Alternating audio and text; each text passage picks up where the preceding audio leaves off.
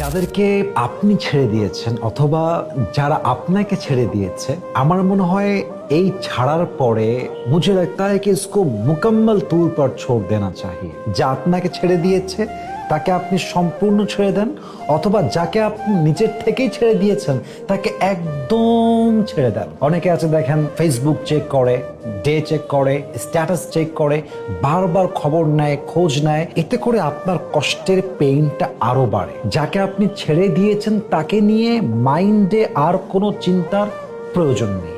এটা হচ্ছে ডাস্টবিনের মতো। আপনি যখন এটা বেশি নাড়তে যাবেন, বেশি ঘাটতে যাবেন, দুর্গন্ধ বের হবে। এটা আপনার মনের ভিতরে একটা অশান্তির ছোঁয়া তৈরি করবে।